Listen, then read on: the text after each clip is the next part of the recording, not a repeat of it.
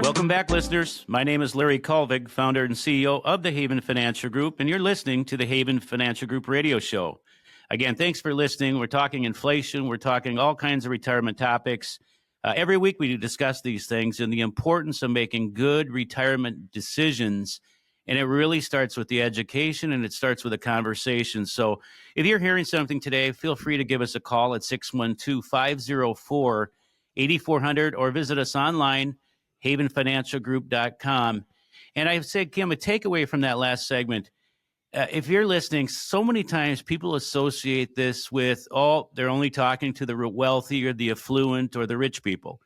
It couldn't be further from the truth. So whether your situation is complex or simple, or you have very, very little or a lot, this applies to you. So don't back yourself in the corner. So oftentimes of all the years that I've done this, people are embarrassed. People come in and they think that we're going to try to sell them something. We're looking at an overall plan. Our job isn't to sell you anything. It's to, are you in the right place at the right time? Are you being a good steward of your money? And are you making good decisions? That's really what it's all about.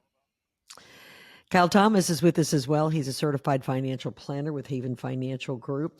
Larry, all well said. Let's talk a little bit about constructing a portfolio during these inflationary times.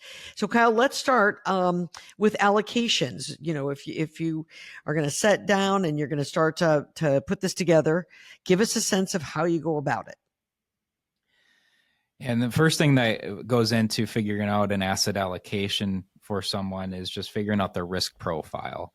Mm-hmm. And regardless of what type of environment we're in economically or the stock market, the risk profile shouldn't really change because your appetite for risk shouldn't really be changing all that much, especially people who are retired or in that retirement phase or close to it, because we don't want volatility. We don't want to be trying to chase what the market's doing or try to get ahead of it, because history shows us that it's almost impossible to do that. So we want to pick a risk profile that fits us and what we're comfortable with and what we're going to stick with long term. And that could be anywhere from 80% stocks to 20% stocks. It all depends on whatever your comfortability is and what you're able to sleep at night with, right? Mm-hmm. So your need, willingness, and ability to take risk is kind of how we look at that and decide on a risk profile for you. So once we have that, then it gets kind of put into our hands of building a portfolio around that risk profile and adding different types of investments within each of those stocks and bonds categories to make sure that our risk is mitigated and that we are allocated to investments that can be maximized during times of higher inflation. And naturally, our portfolios are defensive in a higher inflation type of environment. So that's a good start right there. And especially over these last few years, these portfolios have really done well with this higher inflation. Mm-hmm. You talk about, depending on your risk tolerance, putting things in stocks and investments, but I'm assuming that you also tell your clients that they should have a certain amount of cash on hand. Yeah, I'll start with this one because, I've said it on the show many times over the years that we want to see good liquidity, access to cash in those money market CDs, high interest savings accounts, not as high of interest now because rates have come down a little bit. But having 50 to 100 grand in a cash position where you can get access to it, and you might be listening, go 50 to 100 grand. Why so much? Because you want options. There's always a rainy day fund. There's always something that comes up, or something that needs the air conditioner, or something needs to be fixed. The grandkids' birthdays. Yeah, the market's down. We don't want to tap into that. So we want to see a good cash position. So we want a cash buffer. Kyle was mentioning, the building these portfolio models. Many would say we probably are a little bit more conservative than maybe some are. Now, that doesn't mean we have to be conservative. Our job isn't to steer anybody in any direction of more risk or less risk. It's what risk profile are you comfortable with? What's your willingness for risk, the ability to take risks, and the need to take risk? We have some clients that don't have any risk, and we have some that have 100% stocks. And the problem is most people are not aware of how they're positioned. And then their response is when the market's down or bad, oh my goodness, I'm ready to jump off a cliff. Well, that means you weren't in the right spot to begin with. So it's first of all getting positioned where you should be, having an awareness and understanding, stress test that portfolio to avoid these, oh my goodness, types of situation.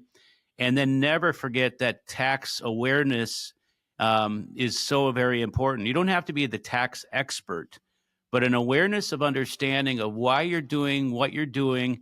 And again, if you're not having these conversations, though, guess what?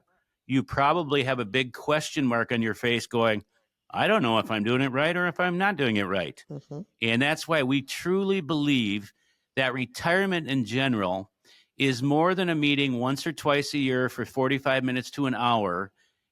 It requires more attention than that. And if that's all you're getting, you're not getting the value added that your partner should be getting you. We owe it to our clients to give them that attention.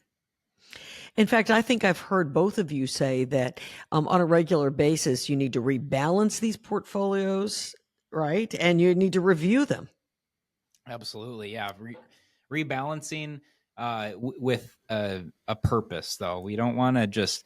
There's so many places that just do a quarterly rebalance or annual rebalance, and that's not customized for your specific situation. We want to rebalance when it makes sense, when we've let the market have a little bit of momentum, and when we want to take some of our profits and reallocate some of that into bonds, or vice versa, if we want to take away from the bonds and reallocate into some stocks if they're on if they had performed poorly in a recent time. So, but rebalancing when it makes sense for you, and that's our strategy, and that keeps us disciplined and it keeps us consistent, because that's what ultimately wins in this game of investing in the stock market. And if you stick to a strategy and a plan, your outcome over a long period of time will be very good, and you'll be happy with it, as long as the risk profile that you're in was what fits your needs. Yeah, rebalancing, Kim, is a strategy that needs to be done in a thoughtful way. We don't do it because it makes us look smarter.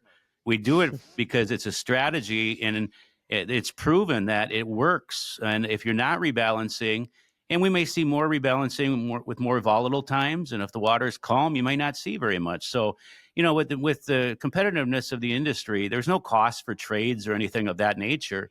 However, there's a lot of folks out there that haven't rebalanced their plan.